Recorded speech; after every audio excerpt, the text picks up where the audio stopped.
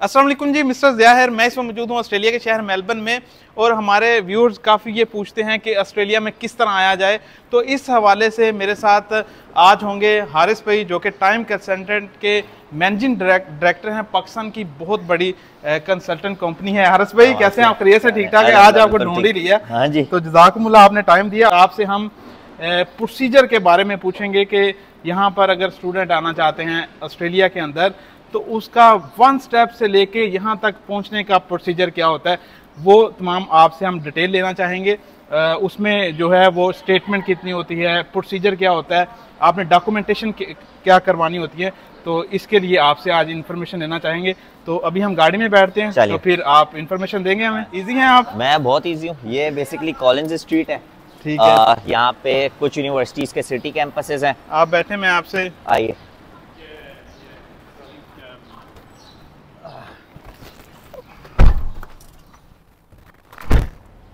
जी, तो हारिस भाई, मैं तो इस वक्त ऑस्ट्रेलिया के अंदर मौजूद हूँ, मुझे तो तमाम डॉक्यूमेंटेशन पता है और हमारे व्यूअर्स ये जानना चाहते हैं।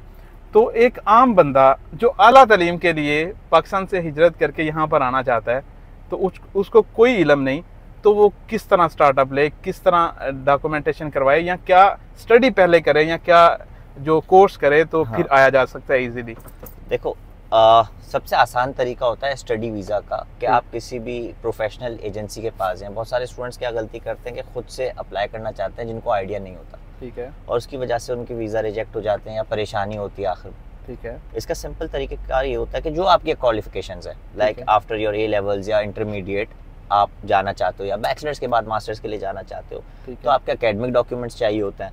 आपका पासपोर्ट चाहिए होता है, स्कैन कॉपी। आपका एक्सपीरियंस अगर है फील्ड में, तो आपका एक्सपीरियंस है, कोई गैप है एजुकेशन में, आपने उसमें क्या किया है वो बताइए।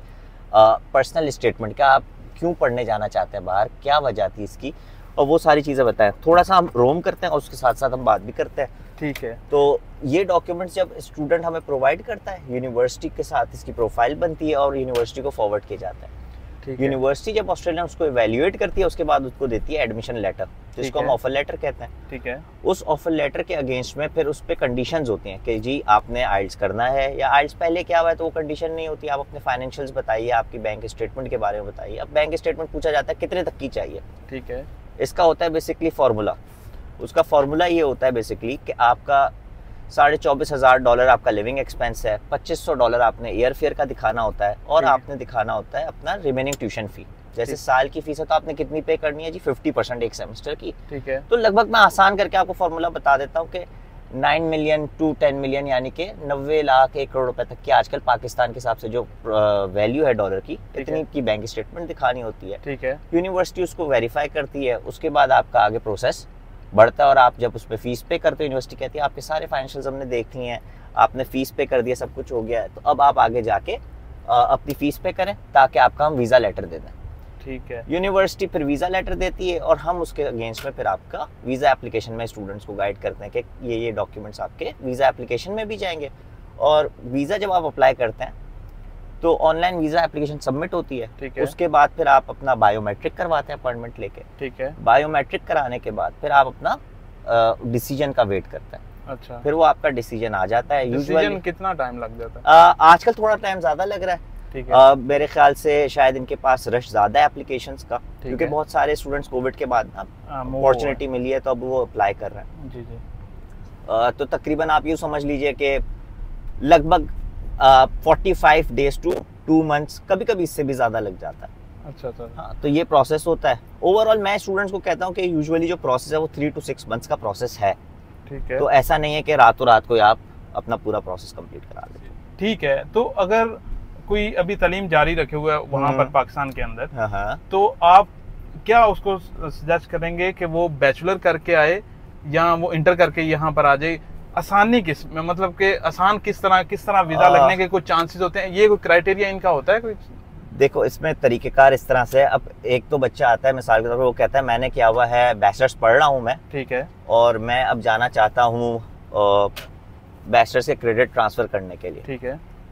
तो अब वो स्टूडेंट ये कहता है कि मिसाल के तौर पे मैंने क्रेडिट अपने ट्रांसफर कराने। ठीक है जी। तो साथ साथ आपको ये मेलबर्न सिटी का, मेलबर्न सेंटर का ये व्यू भी साथ साथ दिखाते हैं। ये हाई राइज कमर्शियल है और यहाँ पर क्राउन कैसीनो है और ये यूरिका स्काई डक है जो मैंने आपको दिखाया। मेलबर्न की सबसे टॉलेस्ट बिल्डिंग 88 फ्लोर पे ये स्काई डक बना हुआ है जो बेसिकली केज बना होता है, उसके अंदर आपको लेके जाते हैं शीशे का और नीचे से आपको आप ऐसे ही लगता है जैसे हवा में हो गए। ये खूबसूरती है जी मेलबर्न की।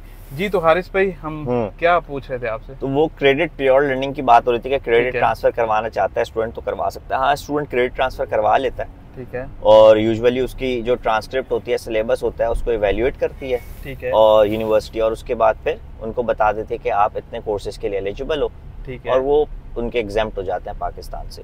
ठीक है।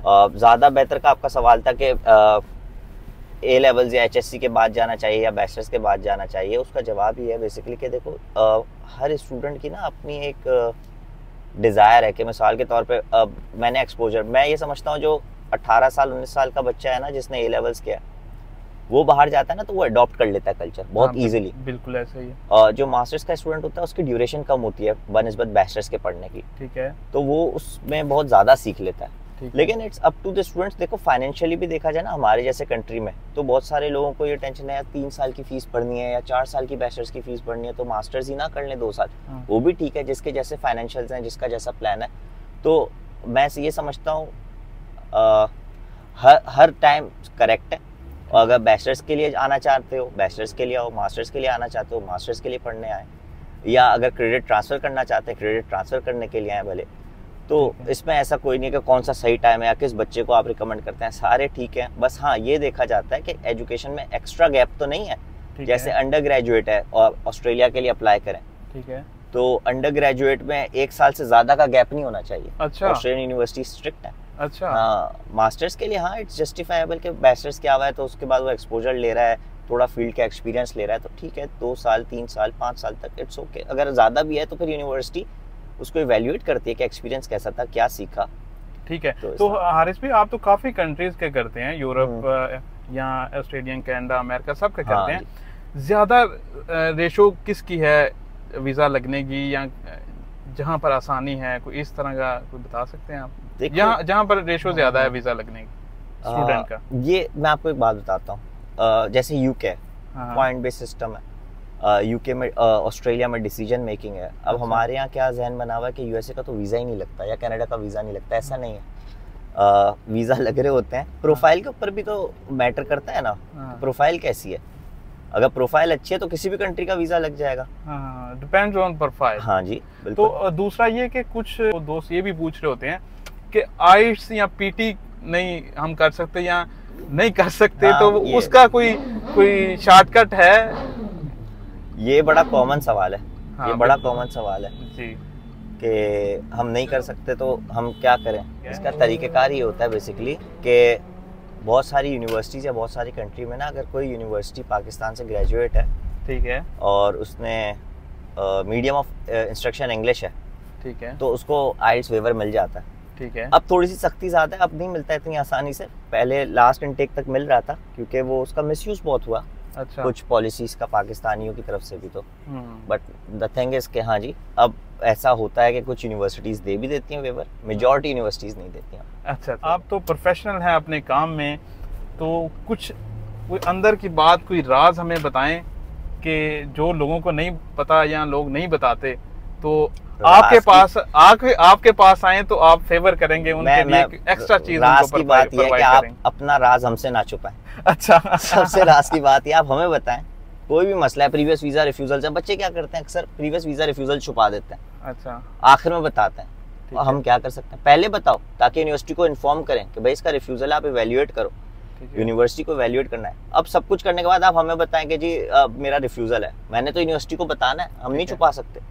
तो जब हम बताते हैं यूनिवर्सिटी कहती है पहले क्यों नहीं बताया स्टूडेंट ने। अच्छा। अब ये बड़ा कॉम्प्लिकेटेड हो जाता है केस। तो इन शॉर्ट आप अपने राज की बात हमसे राजदार है कि हमें बताएं ताकि हम यूनिवर्सिटीज को बता सकें, चीजें बता सकें। बिल्कुल ये बात है ना आपके और कम्युनिकेशन यूनिवर्सिटी के दरमियान। बिल्कुल ये बात आपने बड़ी परफेक्ट और सही की कि तमाम आपके कोई भी डॉक्यूमेंट्स या कोई भी आपको इशू है, कोई भी, वो तमाम इनके साथ शेयर करें ताकि ये बेहतर से बेहतर आपको एडवाइस कर सके, ताकि आपकी रिफ्यूजल के चांसेस कम से कम हो। तो हारिस भाई पाकिस्तान के अंदर आपके किस किस सिटी में कितनी ब्रांचेज हैं, थोड़ा सा वो बताएं और अपना नंबर शेयर करें जो आपसे रब्ता करना चाहें इस हवाले से। टोटल हमारे 27 ऑफिसेज हैं पाकिस्तान में, उसमें से 5 ऑफिस कराची में, एक हैदराबाद में है, ठीक है, 4 लाहौर में है, 4 इस्लामाबाद, 1 पिंडी, सियालकोट, गुजरावाला, भावलपुर, झेलम, पेशावर, मतलब बहुत सारे सिटीज हैं। आपको डिटेल सारे नंबर्स की ब्रांच वाइज भी मिल जाएगी हमारी वेबसाइट timesconsultant.com पे, ठीक है।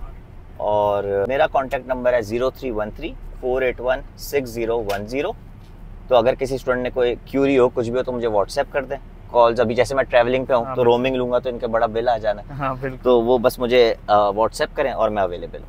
ठीक है हारिस भाई, बहुत शुक्रिया। हारिस भाई ने हमें तमाम ये डिटेल प्रोवाइड की और हमारे व्यूअर्स भी ये बहुत शिद्दत से ये जानना चाह रहे थे हम किस तरह ऑस्ट्रेलिया के अंदर आए, तो आपको ये तमाम प्रोसीजर बताया। मजीद आप डिटेल लेना चाहते हैं तो हारिस भाई नंबर आपसे शेयर कर दिए, मैं साथ भी अटैच कर देता हूँ, आप इनसे रब्ता करें, इनसे कॉन्टैक्ट करें। और मजीद वीडियोस, मजीद डिटेल के लिए बैरियटन कराची की और इस तरह की ऑस्ट्रेलिया की खूबसूरत वीडियोस देखने के लिए हमारे मिस्टर ज़िया यूट्यूब चैनल और मिस्टर ज़िया फेसबुक पेज को जरूर ज्वाइन करें। तो यहाँ पर वीडियो का एहतमाम करते हैं, मिलते हैं किसी नेक्स्ट वीडियो में, तब तक के लिए अल्लाह हाफिज़।